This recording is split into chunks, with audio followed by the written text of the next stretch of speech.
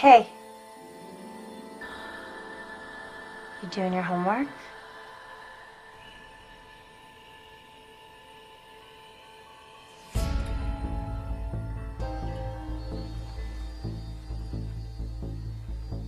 Can I ask you something?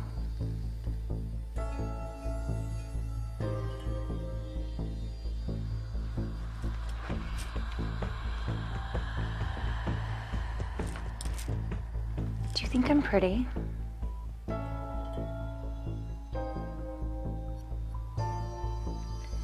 What's your favorite part about me?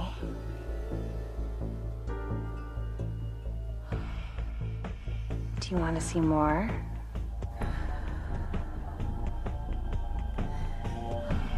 I can show you whatever you want. Honey, dinner's almost ready. What's wrong? Nothing. Okay, we'll finish up what you're doing and come on downstairs. Okay.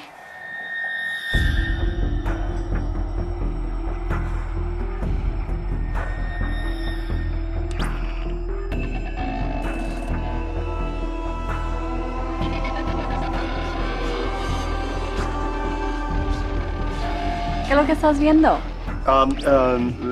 Nada, es solo un programa de televisión. Oh, ok, voy a ver hasta la cena, ¿ok? Ok.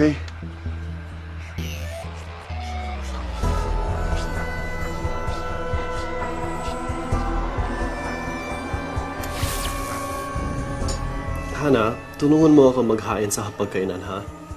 Opo. Felipe, la cena está lista. Come on, it's dinner time.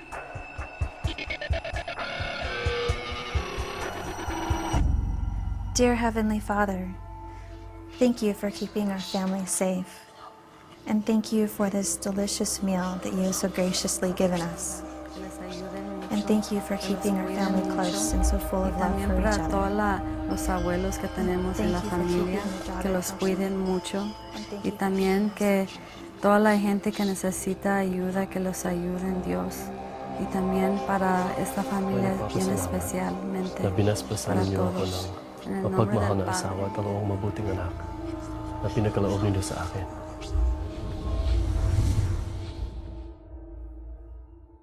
Dos 7 bilhões de pessoas no planeta, 2,2 bilhões estão online. Há 247 bilhões de e-mails e 5 bilhões de mensagens de texto enviados a cada dia. Em 2010, uma pessoa passou em média mais de 18 horas por semana online. 40% das crianças nos Estados Unidos vão online e a internet já ultrapassou a televisão como sua escolha de meio de comunicação. Diariamente, 2,5 bilhões de mensagens pornográficas são circuladas. E diariamente, 47% das crianças recebem mensagens pornográficas não desejadas. Estatísticas mostram que a idade média de ver pela primeira vez a pornografia são 9 anos de idade. 90% das crianças entre 8 e 16 anos já têm visto alguma forma de pornografia.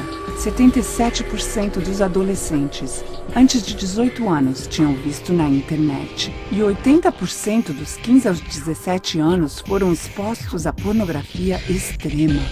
De fato, a indústria adulta diz que de 20 a 30% do tráfico vem das crianças. Mais de 1 bilhão de páginas web pornográficas está apenas a um clique. Metade de todas as famílias cristãs relatam que a pornografia é um problema grave e que aumenta a infidelidade conjugal por mais de 300%. Ainda assim, 67% dos homens e 49% das mulheres pensam que a pornografia é aceitável. Metade de todas as pessoas envolvidas em interações sexuais na internet perdeu interesse em relações sexuais com seus cônjuges. De acordo com a Academia Americana de Advogados, 68% de todos os divórcios envolveu um encontro com um amante novo na internet. Muitos pastores concordam que o apego pornográfico é a dependência mais prejudicial para a sua congregação. Ainda assim, em uma pesquisa conduzida em 2002, 30% de todos os pastores viram a pornografia na internet nos últimos 30 dias. E mais da metade fizeram isso no ano passado. De acordo com uma pesquisa conduzida em agosto de 2006, 20% das mulheres sofrem da dependência à pornografia. Mas há uma saída. Há lugares dedicados a restaurar famílias desfeitas e a educar os pais.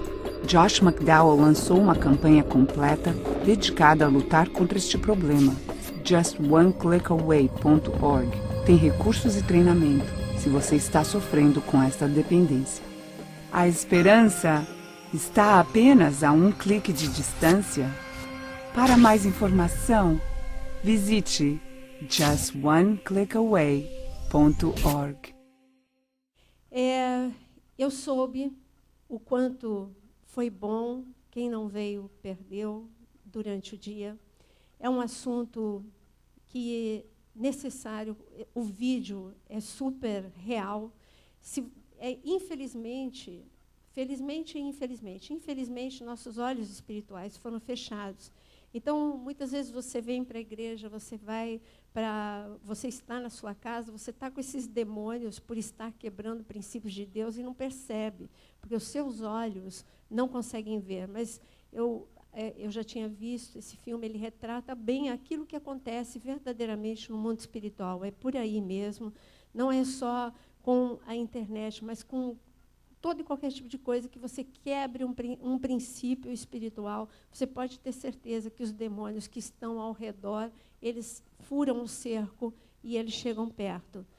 Eu sei que vocês, pelo título de hoje, vocês sabem que nós vamos falar dos últimos dias e da guerra intensa. Hoje é um dia de guerra, um dia de libertação, é um dia também de cura. E eu sei que a igreja nos dias de Ló, quando você fala a igreja nos dias de Ló, você fala também a igreja nos dias de Noé.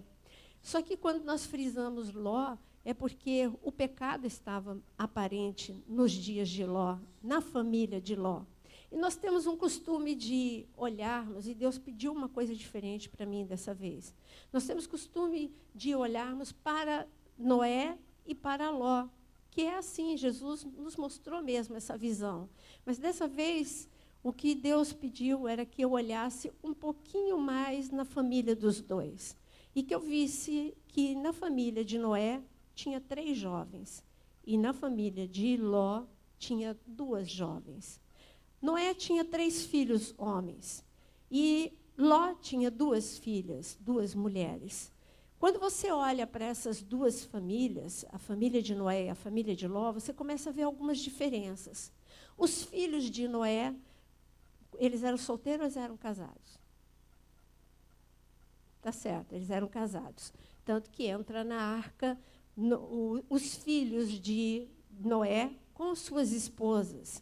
E, assim, nós temos essa informação. Então, os filhos de Noé, eles eram casados. Então, se eles eram casados, eram jovens que andaram em santidade e também estavam preservando os princípios de Deus, tinham uma ideia do que é certo, do que é errado, tinham um exemplo do pai, mas mais do que o exemplo do pai, eles quiseram algo, o que Deus estabeleceu para a vida deles, eles quiseram também. Agora, quando eu olho para a casa de Ló, Ló tinha 2 meninas, e as 2 meninas eram casadas? Não. Essas 2 garotas, elas estavam noivas, elas estavam quase para casar. Mas, quando eu olho para a família de Noé, eu começo a ver um relacionamento totalmente coerente. As noras de Noé, eram mulheres tementes a Deus. Quando Noé, um sogro que aparentemente era maluco, e que fala para todo mundo entrar na arca, quando nunca teve nenhum tipo de chuva, nem gotinhas, quanto mais uma chuva como ele, dizia que Deus tinha dito com ele. Aquelas noras entraram. Então, eu só chego a uma conclusão. Aqueles rapazes escolheram mulheres de Deus para casar. Eles escolheram um relacionamento santo. E não teve dificuldade na hora de entrar na arca. Todos eles entraram na arca. E a família de Noé não foi dizimada. Não foi um filho foi, o outro não foi, a nora não quis entrar. Mas quando a gente olha para a casa de Ló, nós vemos um quadro totalmente diferente. As filhas de Ló, elas tinham algumas coisas que precisam ser retiradas do meio dos jovens da igreja. Eu não estou falando de fora da igreja, eu estou falando da igreja, porque a família de Noé e a família de Ló eram duas famílias que hoje, se existissem, estariam na igreja. Então, as filhas de Ló, elas estavam totalmente dominadas pelo espírito daquela geração delas. E qual era o espírito? Dormência espiritual. Elas não estavam nem aí com nada. Elas estavam distraídas espiritualmente falando, elas estavam sonolentas e distraídas.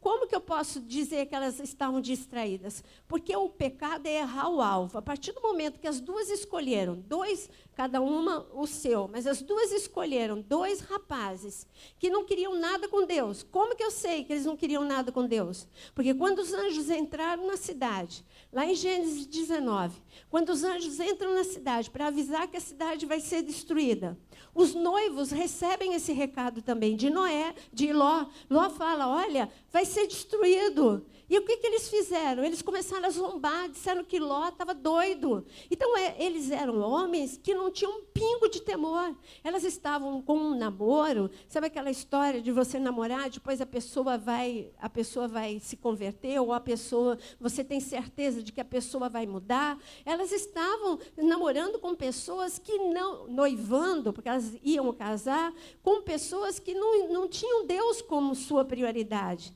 Então, a família de Noé era uma família onde 3 jovens foram preservados da destruição, enquanto que a família de Ló, 2 jovens, elas foram destruídas e elas foram também instrumento de destruição. E eu queria que você tem papel, você tem caneta? Eu queria que você anotasse algumas coisas, mesmo porque nós vamos ter que quebrar algumas coisas, nós vamos ter que guerrear. E por isso, eu quero dizer para você que as filhas de Ló, elas foram atingidas também por... Então, coloca aí itens das filhas de Ló. As 2 jovens, que eram jovens como vocês, eram mini garotas, sonolentas espiritualmente falando. Elas não estavam nem aí com Deus, a prioridade delas era ter um bom casamento, era ter uma boa casa, era ter um bom carro, era ter uma boa vida. Elas tinham um apego ao material, elas tinham um materialismo, elas estavam seduzidas. Eu duvido que essas 2 garotas, agora eu quero que vocês me acompanhem numa linha de raciocínio. Você acha que as filhas de Ló eram virgens? Ah, que bom que vocês concordam comigo. Não está escrito, mas eu tenho essa sensação de que elas não eram virgens. E por que eu tenho essa sensação de que elas não eram virgens? Pelo que elas fizeram com o pai logo depois da destruição de Sodoma e Gomorra. Embebedaram o pai para ter relação sexual com o pai. Gente, eram mulheres, 2 jovens, que já estavam totalmente cauterizadas. A palavra é cauterizada, o pecado. Elas já viviam no pecado. Elas já estavam acostumadas com o pecado. Um passinho a mais no pecado, isso não ia fazer diferença. Então, para mim, só 2, impossível 2 meninas virgens passar pela cabeça, ou pior, mais do que passar pela cabeça, fazer o ato. Para mim é inconcebível, até mesmo quem não fosse, mas eu estou falando que elas, porque no momento, por isso que nós falamos tanto com vocês, no momento da relação sexual, você se torna um com a outra pessoa. E como você está quebrando um princípio bíblico, se você for solteiro e você não for com o teu marido, não foi com a tua esposa, o demônio que está na outra pessoa impera na tua vida. Você pode se considerar o mais santo, o mais isso, o mais aquilo, mas o demônio vai prevalecer contra você. Foi o que aconteceu com elas 2. Por isso que você vê como que os noivos delas pensavam. Eles pensavam que Ló estava louco, anjo não existe, Deus, eu não estou nem aí para Deus. Ló, ele está tendo uma crise religiosa na vida dele, enquanto que elas também estavam nessa condição de lixo espiritual. E aqui é um caso muito sério. Então, coloca aí algumas coisas que as filhas de Ló tinham e que você não pode ter. Apego ao material. Todo mundo gosta de coisas boas, mas uma coisa é gostar, e outra coisa é ser doente, apegado, fazer de tudo para ter, não medir consequências. gostar disso acima de Deus. É isso que eu chamo. Uma aliança que você vai ter com Mamon. E essas mulheres, então essas jovens, elas estavam, como eu já falei, sonolentas, distraídas e com certeza quebrando princípios de Deus. Por isso que o pecado entrou de forma violenta sobre a vida delas. Eu gostaria que você abrisse comigo Mateus 24. Mateus 24.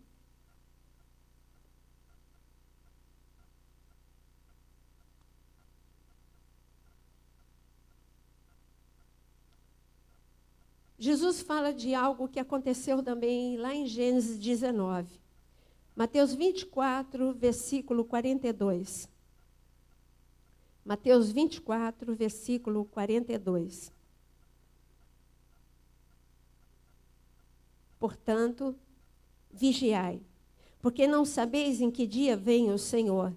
Mas considerai isto: se o pai de família soubesse a que horas viria o ladrão, vigiaria e não deixaria que fosse o quê?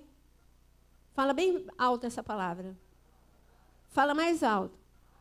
Arrombada a sua casa.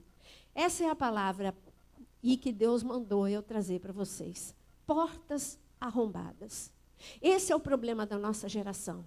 Satanás, ele está com tanta violência, que ele está arrombando as portas. O que é um arrombamento? A porta, ela tem tranca, a porta, ela tem chave, mas ela é arrombada, ela é violentada, ela é aberta à força. E eu quero que você entenda, jovem, que você está lidando com demônios violentos, que ele está te dando um empurrão e você resiste, e ele te dá outro empurrão e você resiste, e ele vem e chama a ajuda de mais 2 ou 3 para te dar um empurrão, para te derrubar. Eu fiquei vendo a Natália aqui e eu lembrei de quando eu entrei na faculdade.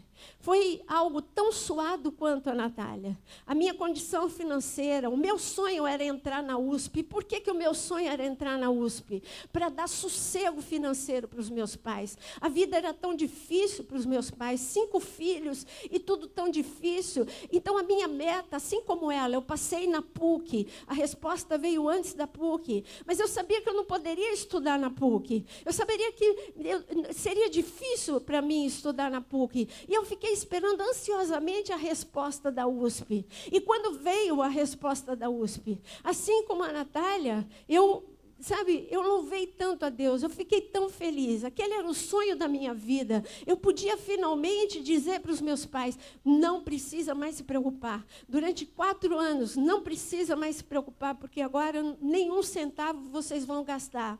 Mas, infelizmente, Satanás começou a me empurrar quando eu entrei. Por isso que o que ela disse é totalmente real. Você vai escolher o que você vai fazer lá dentro. Porque ali eu comecei a ser empurrada, as minhas portas começaram a ser empurradas. E, infelizmente, o que eu tenho para dizer para vocês é que eu não resisti. E eu, literalmente, me afastei completamente de Deus. Me encantei com aquele mundo. Me encantei com tudo que tinha para ser oferecido.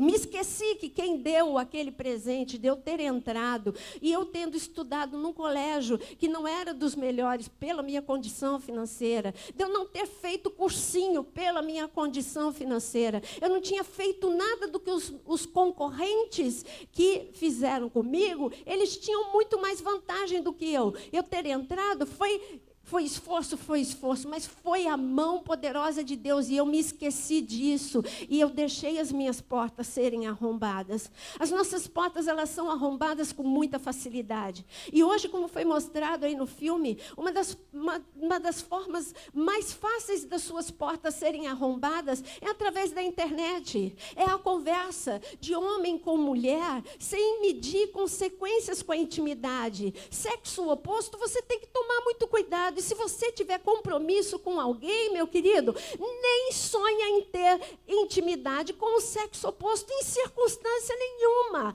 absolutamente nenhuma. Menina, conta seus segredos para menina. E menino, conta os seus segredos e a sua intimidade para menino. Não existe amizade entre homem e mulher, sabia disso? Não existe. Não existe, sempre vira alguma coisa. Não existe. E eu quero te dizer, existe, tá bom, existe. Enquanto você é criança, quando você é pré-adolescente, entra na adolescência e vê, dá intimidade para o sexo oposto, para você ver o que é que vai dar. Vai dar tudo pizza, sempre vai dar pizza nisso. E não adianta, homem que está namorando, a tua intimidade, peraí, não vai deturpar o que eu estou falando, intimidade de conversa, olha, aconteceu isso e aquilo, estou tão triste porque minha mãe isso, minha mãe aquilo, é o teu namorado, não é o outro amigo do sexo oposto, amém? Falei alguma coisa que ninguém faz? Então é assim que eu vejo, sabe, as portas serem arrombadas através do mau uso do Facebook, através do mau uso de mensagens trocadas. E as portas, elas vão sendo arrombadas, mas eu quero falar de algumas portas, porque nós vamos ter que orar restaurando as portas. Amém? E eu quero te dizer que o que aconteceu com Ló é porque as portas da vida dele, ele ficou vulnerável. Quando algumas portas são arrombadas na nossa vida, nós começamos a ficar vulnerável. E quando portas na alma, portas no espírito, elas são arrombadas, as portas aqui no natural também começam a ser arrombadas. É por isso que quando você chega em Gênesis capítulo 19, você vê ali os homens da cidade, ou melhor dizendo, os demônios de Sodoma e Gomorra, querendo arrombar a porta de Ló. É isso que está escrito. E não fosse a misericórdia de Deus de ter ferido de cegueira todos os demônios que estavam levando aqueles homens a arrombar, a casa de Ló, ela tinha sido arrombada. Isso é uma coisa, espiritualmente falando, é tão sério, que quando nós começarmos a orar, meu amado, se você tem porta arrombada, ora mesmo. Porque uma certa ocasião, eu contei já uma vez de púlpito, mas resumindo em 2 segundos, um homem que ele estava comigo na igreja, eu tive um sonho com ele. Ele trabalhava comigo na igreja, dando aula. E eu tive um sonho com ele. E eu entrava na casa dele. E quando eu entrava na casa dele, e eu sabia que aquele demônio era Pombagira. E Pombagira estava no centro da casa, da sala dele. E ela dizia e me desafiava e dizia assim: vem, pega se você quiser. Era a chave da casa dele. Vem, pega, eu te desafio, pega. E no sonho eu sabia que eu não poderia pegar aquela chave, porque eu não era nada dele, nem autoridade espiritual na vida dele eu era. Eu era simplesmente alguém que trabalhava com ele, mas eu não era pastora dele, eu não era família dele, eu não era ninguém ali. No sonho, Deus estava mostrando uma situação, e no sonho eu sabia que eu não poderia arrancar. O que eu diria para aquele demônio? Em nome de Jesus, sim, mas eu sabia que Deus tinha que mostrar algo para eu ter autoridade. E nisso, em espírito, eu ia para o andar de cima da casa dele. E no andar de cima, ela se colocava... Por isso que eu digo, esse filme é muito real, gente. Porque eu vi isso no meu sonho. No filme, ela se colocava bem assim, se acomodava no meio do casal. E, tipo, me tira daqui se você pode. Era como que dizendo, ele está pecando, e você não tem como me tirar daqui, porque ele está pecando. E aí, ela ainda, mais abusada ainda, aquele demônio saía do meio do casal e começava a jogar tudo deles pela janela, tudo, absolutamente tudo. E eu vou destruir essa casa.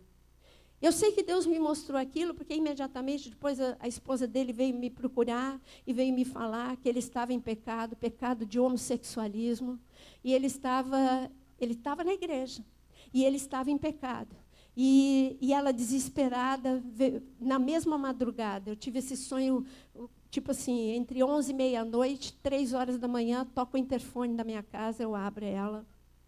E ela, aos prantos, me contando que ele tinha caído no pecado, e que ele estava determinado a não mais voltar para Deus. Era essa a escolha dele. E por isso que eu entendi que no sonho eu não tinha autoridade, porque ele era um homem que conhecia Deus profundamente. Ele era um homem que tinha sido pastor de uma igreja. Ele era um homem que fez uma escolha na vida dele. Por isso que eu vi aquele demônio com tanta autoridade e eu não tinha autoridade. Faltou uma coisa, arrependimento. Faltou santidade. Faltou tudo ali. Eu não podia lutar porque ele estava querendo. E eu tive uma conversa com ele. Ele, não, mas é isso que eu quero, essa é a opção de vida que eu quero. Eu falei, o inferno é tua opção de vida? Porque essa é a opção de vida que ele estava escolhendo, mas foi isso. Por isso que eu digo para você, presta atenção, depois você assiste de novo no YouTube, que você vai ver que tudo isso que você viu é muito, mas muito real mesmo. Eu pedi para você escrever, porque eu quero algumas portas que você escreva aí. Então, as portas do corpo. Vamos ver aonde que você vai colocar agora, portas do corpo. Aonde que pode ter sido, tuas portas podem ter sido arrombadas. As tuas portas do corpo podem ter sido arrombadas através de violência sexual.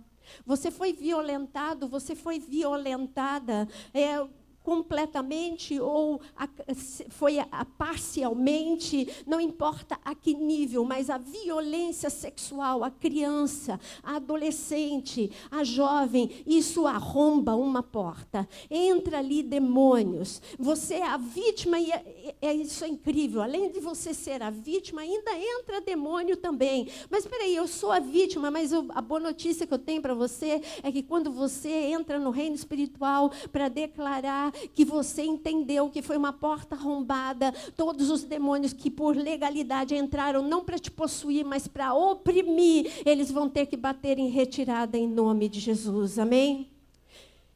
Eu vou dizer uma coisa para vocês, eu não tenho restrição, a primeira vez que eu falei sobre esse assunto foi num encontro de mulheres, mas eu sinto que eu tenho que falar sobre isso. Talvez algum jovem tenha sofrido isso, alguma jovem ou algum jovem. E talvez você precise ouvir de alguém que é seu líder, para que você saiba que isso acontece nas melhores casas e que não poderia acontecer, mas que algo vai ser feito nessa noite, em nome de Jesus, amém? Quando eu tinha 9 anos, o meu pai, ele sempre foi muito ausente. Fisicamente presente, porém completamente ausente. Ele não conversava com a gente, não brincava com a gente. Não tenho memória do meu pai ter me levado a alguma festinha. Meu pai nunca foi a uma reunião de escola. Ele nunca participou. Mas era o meu pai, estava lá em casa. E eu amava muito meu pai. Eu clamava por amor. Eu não sabia clamar, mas eu clamava do meu jeito, por amor, por carinho. E um dia ele tinha um empregado, isso foi antes da falência dele. Ele tinha um empregado, eu sonhava com, acho que eu já era meia perua desde pequenininha, eu sonhava com um sapato vermelho. E esse empregado do meu pai, ele apareceu com esse sapato vermelho e numa caixa toda embrulhada, e ele disse, foi o seu pai que comprou. E ele se chamava China, era o apelido dele, e eu chorava, eu lembro, eu tinha 8 anos, mas eu chorava muito, eu falava, China, não foi meu pai que comprou, foi você que comprou. Eu queria que o meu pai comprasse, então eu tinha muita carência de pai, muita. E ele também se ausentava viajando muito, fazendo piscinas. Meu pai, ele tinha uma vida muito promíscua, e minha mãe tinha muito ciúme do meu pai, e minha mãe também meio que se ausentou, e eu fiquei sendo meio que criada por uma empregada, porque a minha mãe também se ausentava muito, porque ela ficava atrás do meu pai, de cidade em cidade atrás do meu pai. E um dia, eu estava assistindo televisão, tinha 9 anos de idade, e eu estava assistindo televisão, e o meu pai sentou perto de mim. Eu até respirar, eu estava respirando mais devagar. Eu não quero que ele saia de perto de mim. Meu pai sentou perto de mim. Meu pai sentou perto de mim. E eu sempre tive perna grossa, sempre. E aí eu lembro, eu estava sentada com as 2 pernas em cima, assim, do sofá, e o meu pai, ele se aproximou, e o meu pai estava fazendo carinho em mim, meu pai está fazendo carinho em mim. E eu fiquei tão feliz que o meu pai estava fazendo carinho em mim. E, de repente, meu pai começou a ficar esquisito, muito esquisito. E meu pai, ele começou a se esfregar em mim de uma forma esquisita. E ele estava muito esquisito. Eu achei que meu pai estava infartando. E eu achei que meu pai tivesse infartado. No dia seguinte, eu estava fazendo lição E ali, enquanto eu estava fazendo minha lição, eu falei assim, mãe, eu lembro como se fosse hoje. Minha mãe estava fritando sardinha e estava minha irmã ali na cozinha. Aí eu, mãe, fala, menina. Sempre assim, né? Nunca tenho paciência. Fala, menina. Ô, mãe, olha, o papai ontem teve um problema.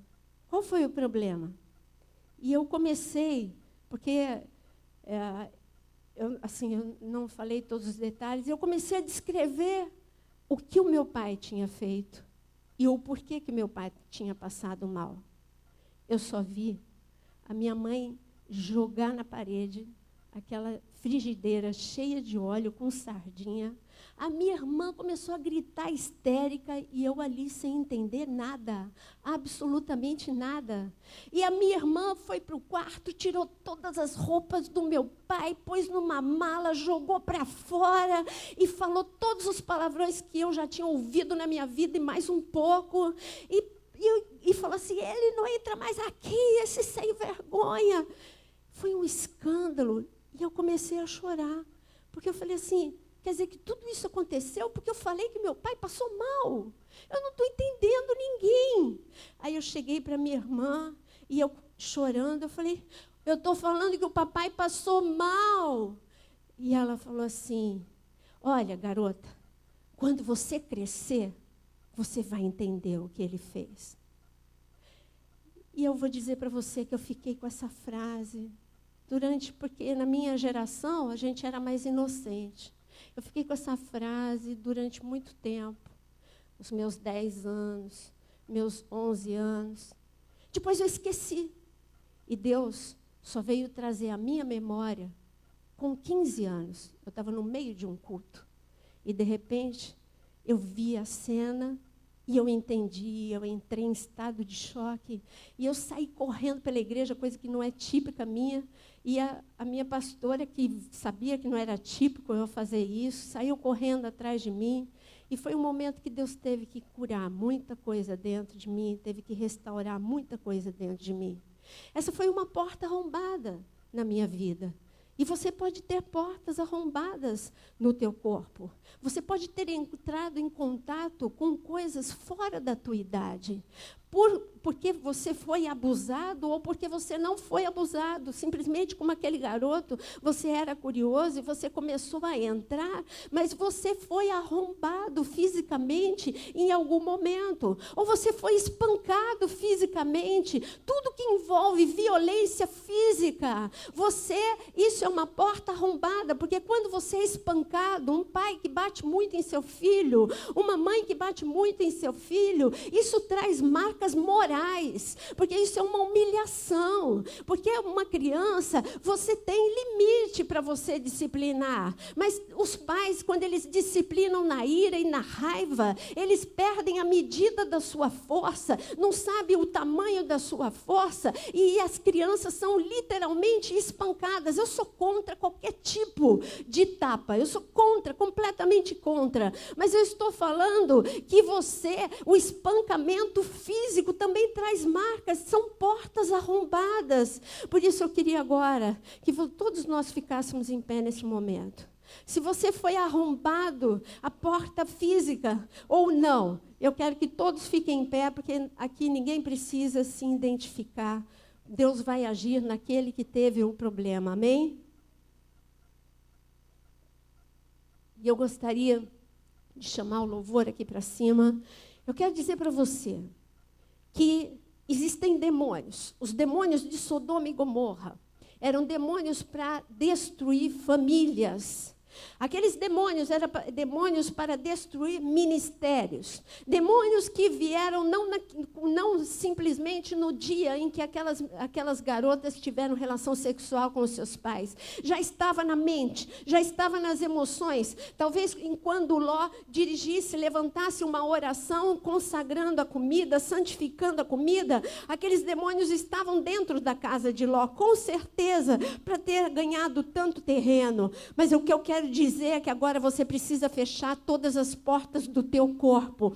Todo namoro que você levou, além daquilo que poderia ser levado, toques que foram levados até onde não poderia ser levado, intimidade que você permitiu aonde não poderia ter permitido. Isso é porta arrombada. Mas você permitiu, mas foi arrombado. O templo do Espírito Santo foi arrombado. Você permitiu que o namoro chegasse até aí, mas quando o Espírito Santo viu aquilo, porque ele foi testemunha, ele falou, foi arrombadas as portas.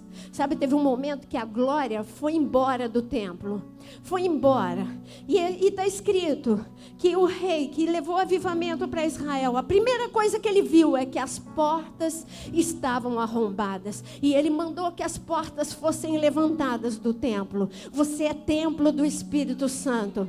E eu digo que a tua mente tem sido arrombada por esses demônios que fazem com que você pense que aquilo que não é normal, que seja normal. Não é normal. O pecado não é normal. A intimidade no namoro não é normal.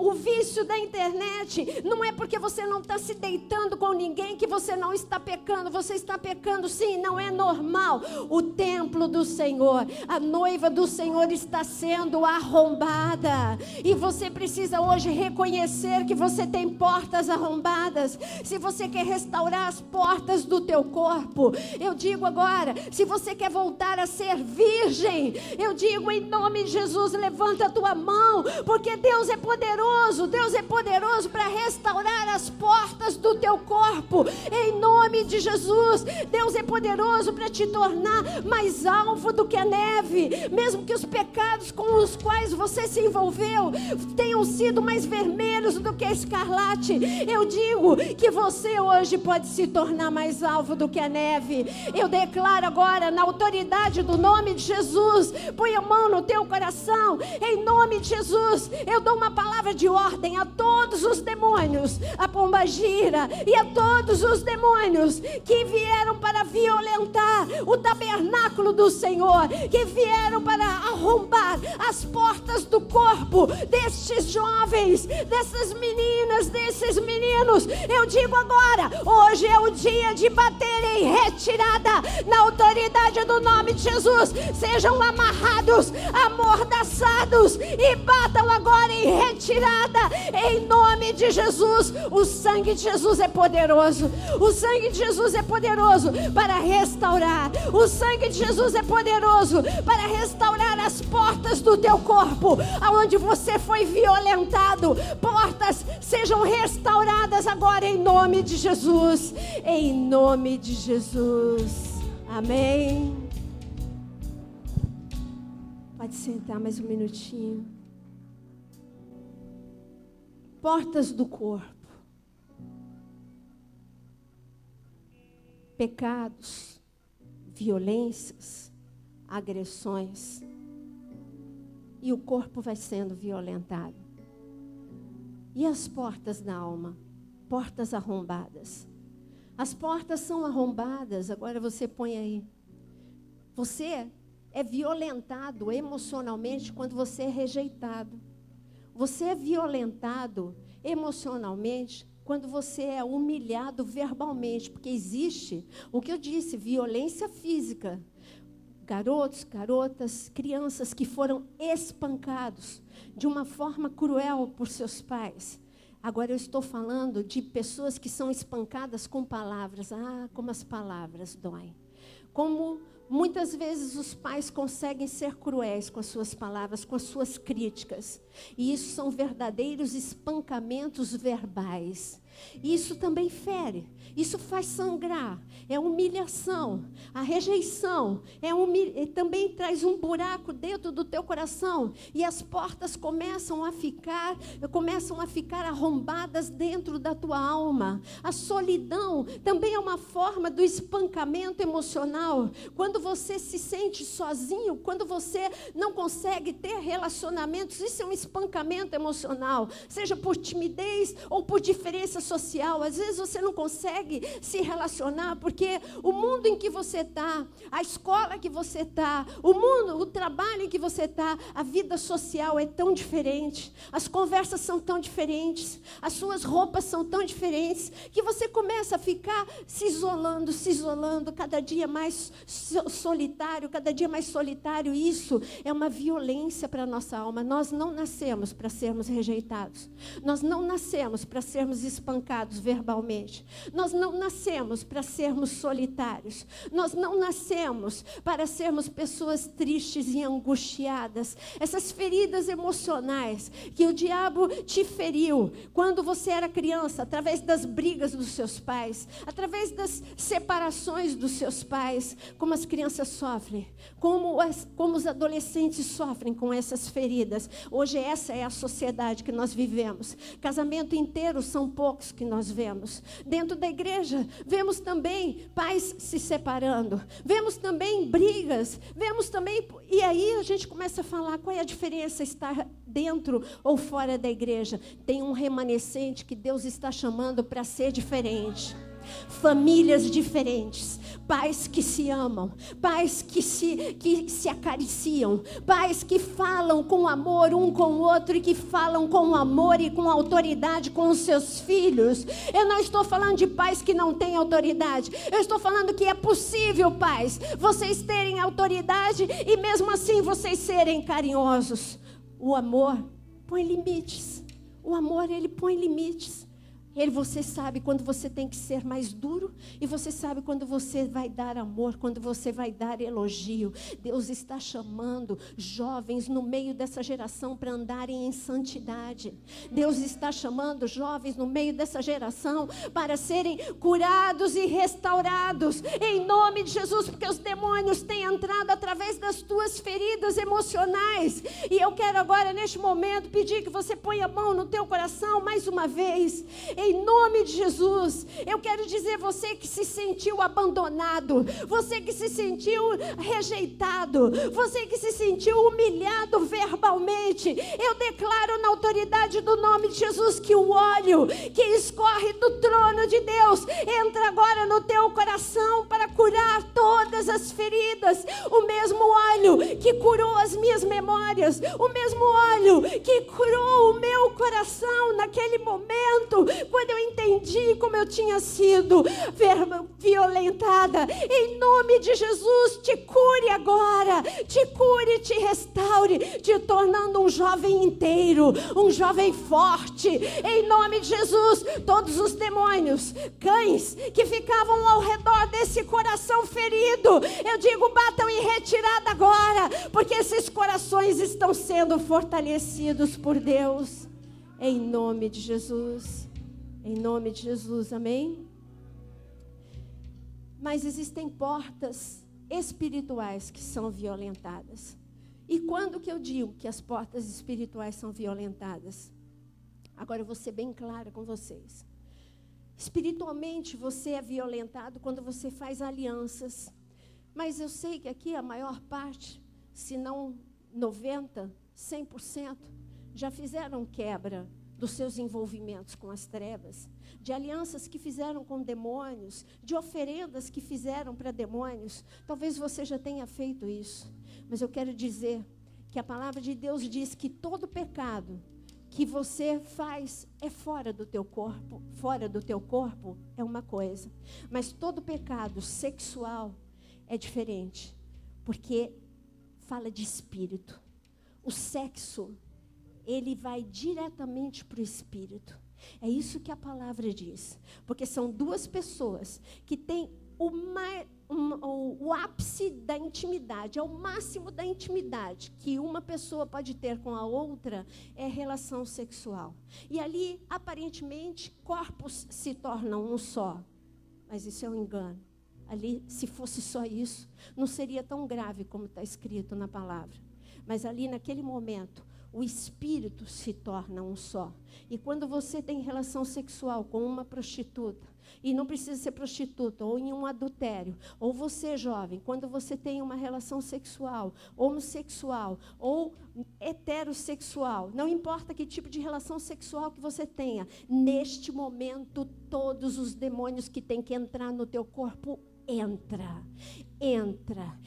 pombagira, entra tranca-rua, entra tudo que tem direito. Isso são os mais simples, mas entram mais, e você começa a ter a tua vida arrombada, a tua vida completamente falida em todos os sentidos, e de repente você vai começar a entrar de relacionamento em relacionamento e nenhum vai dar certo. Pode ter certeza que são esses demônios que estão te amarrando, que estão completamente te acorrentando. E por isso eu quero agora que neste momento, se você quer ficar livre espiritualmente falando, se você já se envolveu, e eu digo que esses envolvimentos na internet, as correntes são iguais, elas são iguais. Não, porque não foi fisicamente, não. Jesus disse que se você com os olhos você vê, você já pecou. Então é considerado, o diabo considera no reino espiritual que corpos se juntaram naquele momento. Ele considera que naquele momento, espírito com espírito se tocou, porque aquelas pessoas se manipularam, ainda que distante uma da outra, mas ali ele disse, pecou, agora eu entro na tua vida. Amado, é muito sério o que eu estou falando, por isso eu gostaria que todos ficassem em pé. Deus não é um Deus que expõe, mas eu quero que você levante a tua mão direita. Olha, o que eu quero é ver isso, tua mão direita, sendo levantada com autoridade.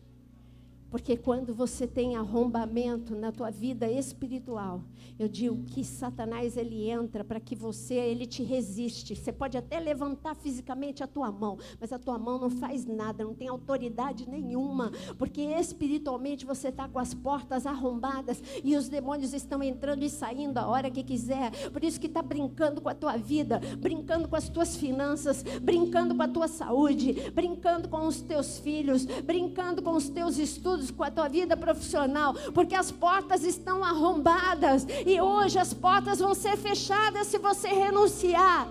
Eu quero fazer uma proposta para você, para que ninguém, porque como eu disse para você, eu não conheço um Deus que expõe ninguém. Quando ele quis falar com Davi, ele levou o profeta e foi falar no quarto de Davi. Como eu não posso te levar para um quarto para falar com você, e estamos todos nós juntos, então eu peço que você que nunca se envolveu com nada, também renuncie, para que a pessoa que precisa renunciar não seja exposta. E assim todos nós vamos renunciar juntos, para que o poder de Deus venha para libertar em nome de Jesus. Amém? Amém? Eu quero dar uma ordem agora, antes de renunciar, no reino espiritual. Anjos de guerra, eu quero posicionados agora, eu clamo posicionados no teto desta igreja, em cada canto desta igreja, ao redor de cada um estejam anjos de guerra, em nome de Jesus, Senhor, eu quero clamar proteção sobre as crianças não podem ser tocadas, em nome de Jesus, o sangue de Jesus está sobre todas as crianças. Se houver alguma mulher grávida, Senhor, protege o ventre, cobre, Senhor, essa criança no ventre, no útero, os demônios não podem oprimir em nome de Jesus. Anjos de hierarquia superior estarão agora aqui, porque nós estamos enfrentando demônios como os demônios de Sodoma e Gomorra. Os demônios tão violentos como aqueles que tentaram acabar e conseguiram acabar com a família de Ló, mas eu declaro na autoridade do nome de Jesus, que aqui famílias não serão destruídas, ministérios não serão destruídos em nome de Jesus. Eu declaro que os nossos jovens não serão destruídos em nome de Jesus.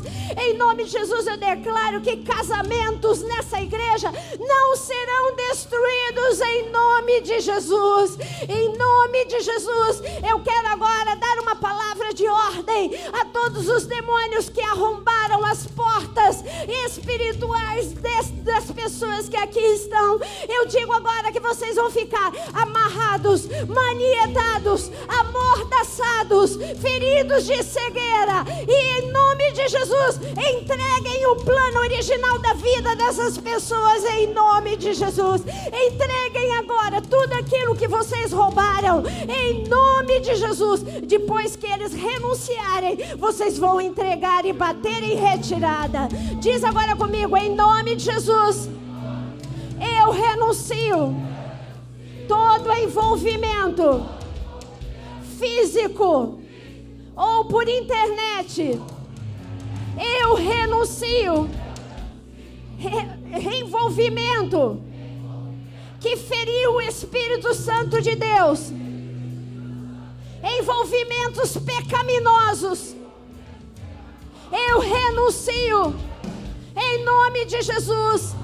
Eu renuncio prostituição, homossexualismo, em nome de Jesus. Eu renuncio. Agora fala bem alto para Satanás ouvir. Diz: eu renuncio. Eu renuncio em nome de Jesus. Em nome de Jesus. Agora entreguem tudo aquilo que vocês roubaram. Entrega agora.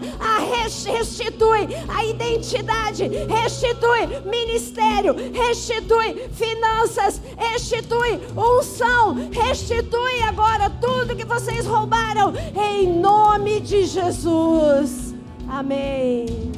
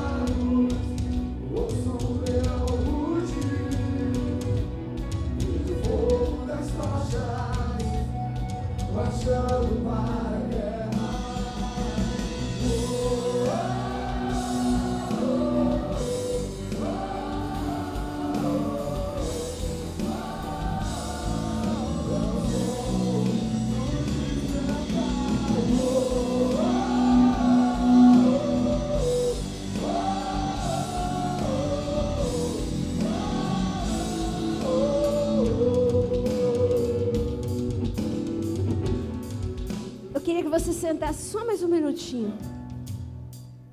Deus está desafiando vocês. Nós estamos rumo a Pentecostes.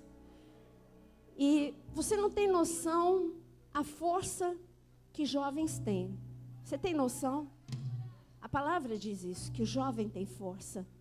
Você tem noção de que você entrar agora nesse mover rumo a Pentecostes, você pode ser aquela faísquinha de fogo que vai incendiar a igreja toda?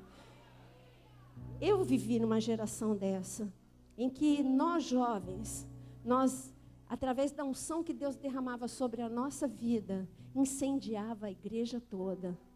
Eu não sei se vocês reparam, mas muitas vezes quando eu estou ministrando, eu sempre venho mais para esse lado, na esperança de que os jovens respondam, porque eu ainda tenho toda aquela remanescência da minha geração, aquela geração de avivamento de 1975, onde o fogo foi alastrado de uma forma tão fantástica. Eu quero dizer que vocês são o termômetro da igreja. E eu tenho visto que às vezes eu não sinto uma correspondência. Já senti vocês mais incendiados.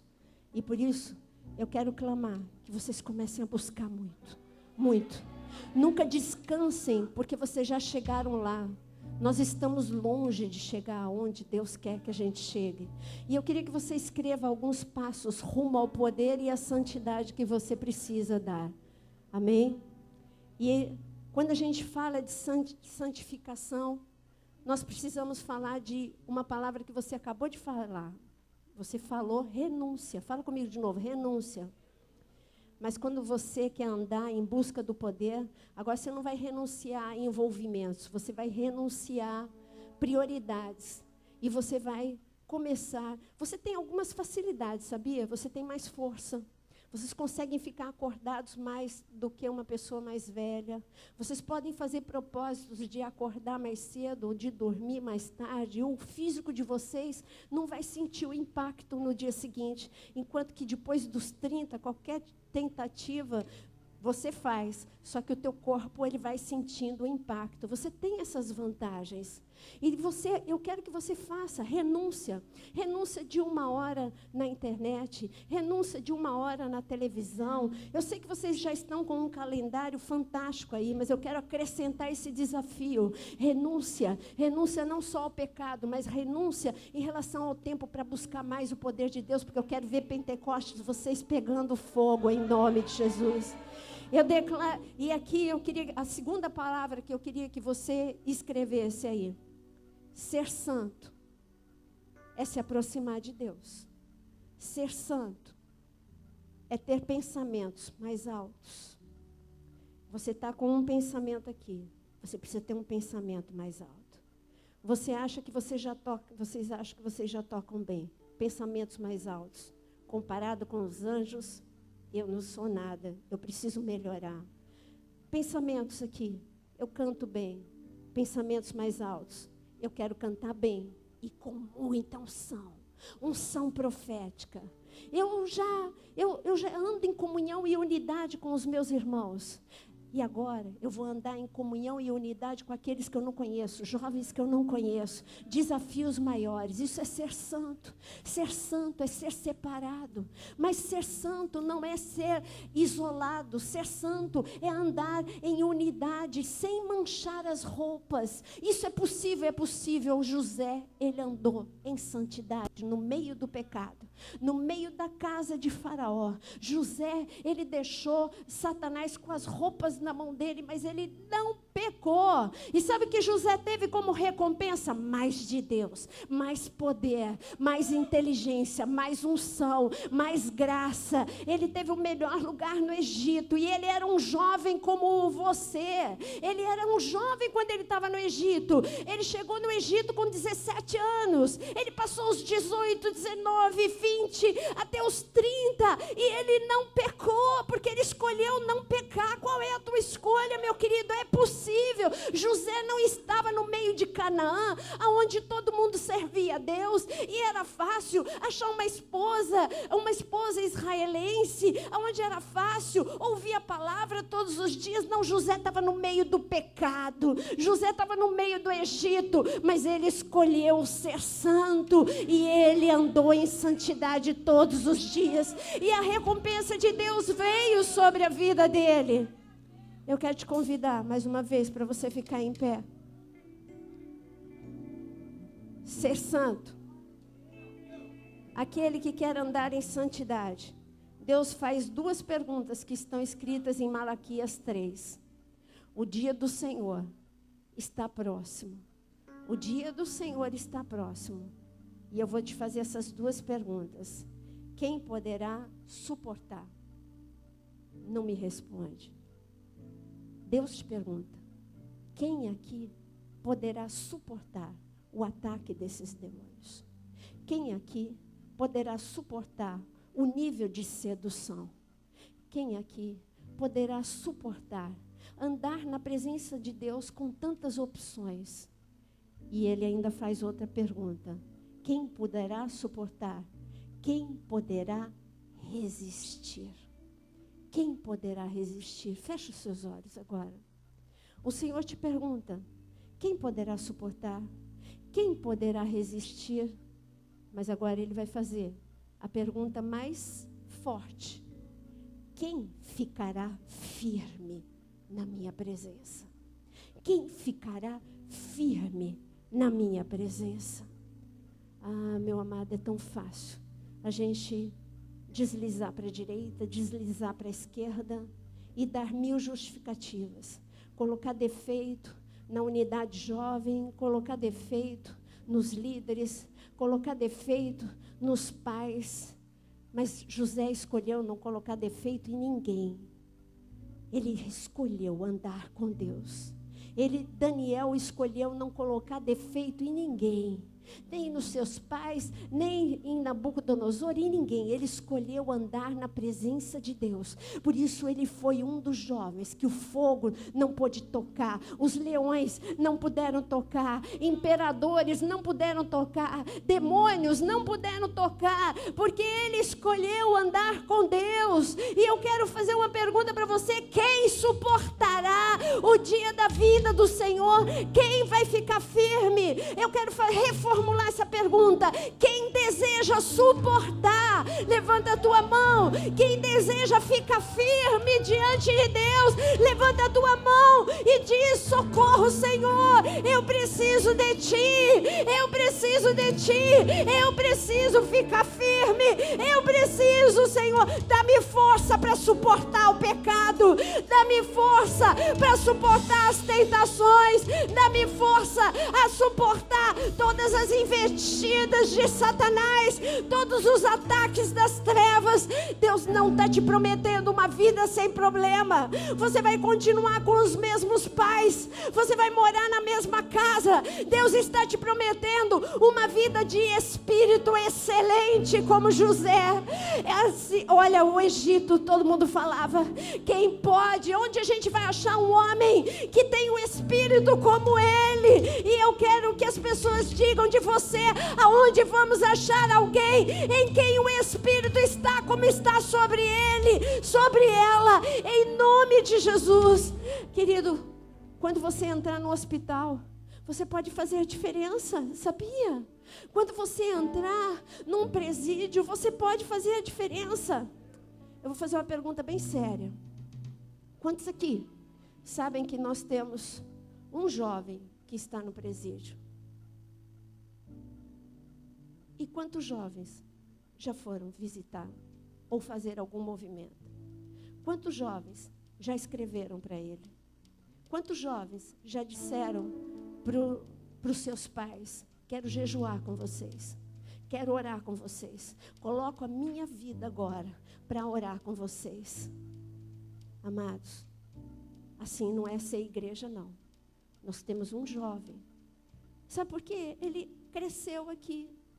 Assim como tantos de vocês cresceram aqui. Mas assim como a Natália, em algum momento, o coração dele ficou distante. E ele se colocou em lugares errados. Poderia ter sido você. Mas Satanás caiu em cima dele. E a justiça dos homens também.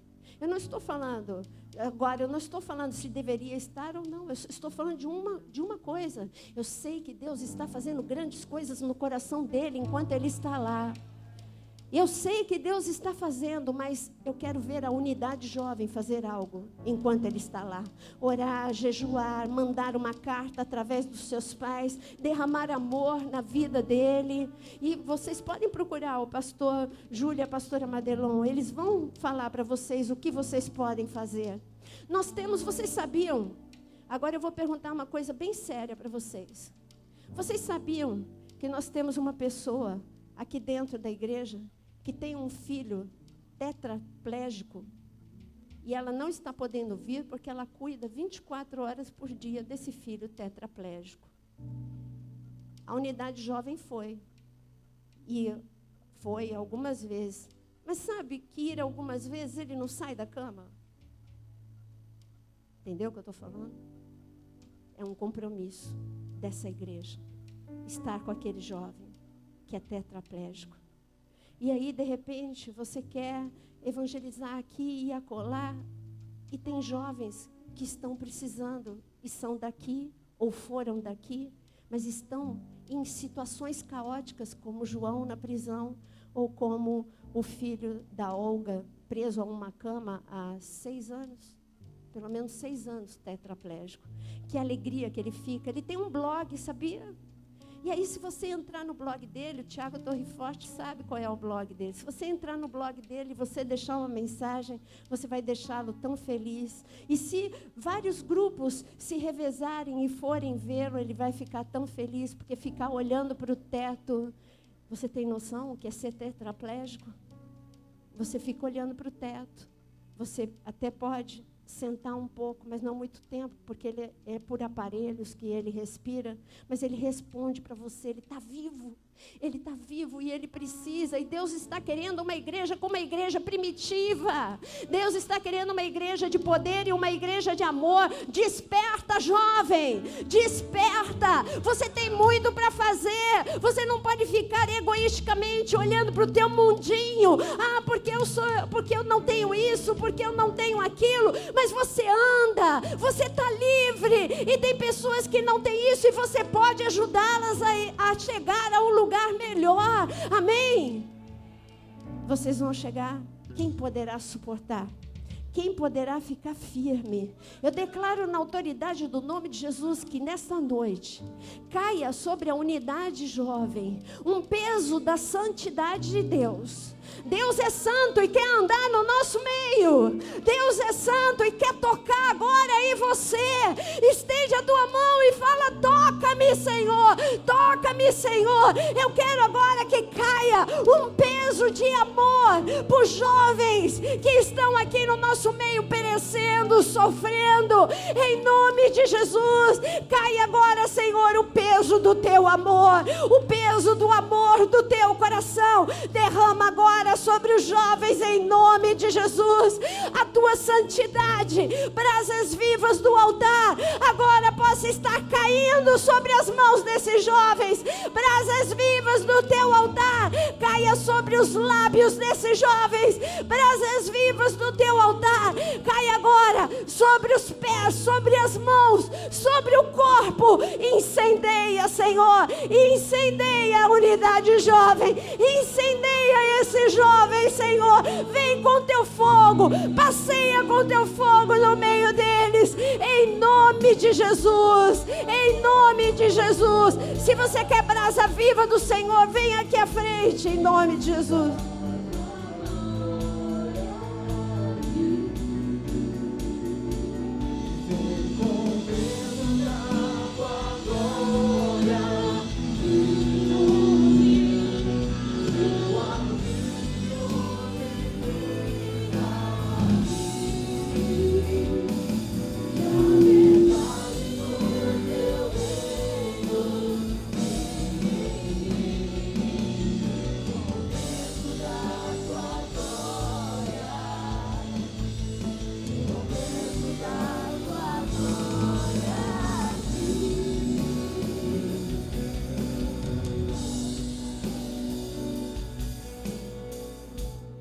Dá a mão para o teu irmão.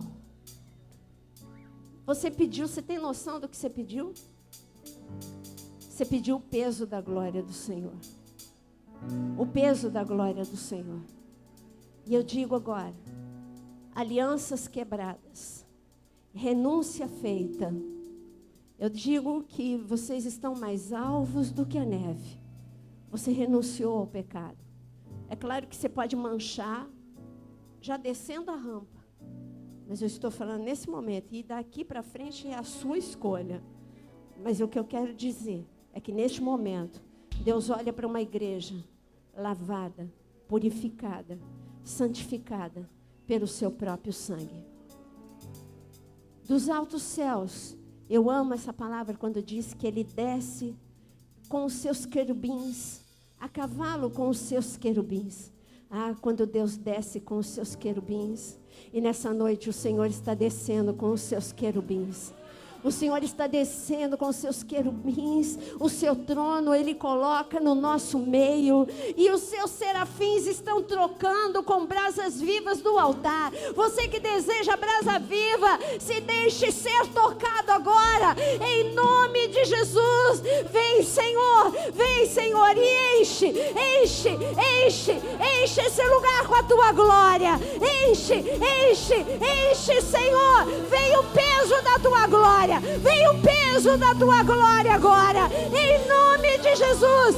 Toca com brasas vivas no teu altar. Chuva de fogo, Senhor, sobre esses jovens, sobre os lábios, sobre o corpo, sobre a alma. O teu fogo, em nome de de Jesus, em nome de Jesus, Senhor, vem agora o peso da tua glória. Querubins estejam agora lançando as suas asas sobre esta unidade jovem, em nome de Jesus. A sombra do Altíssimo vem agora, em nome de Jesus. Vem o peso da tua glória, em nome de Jesus, em nome de Jesus.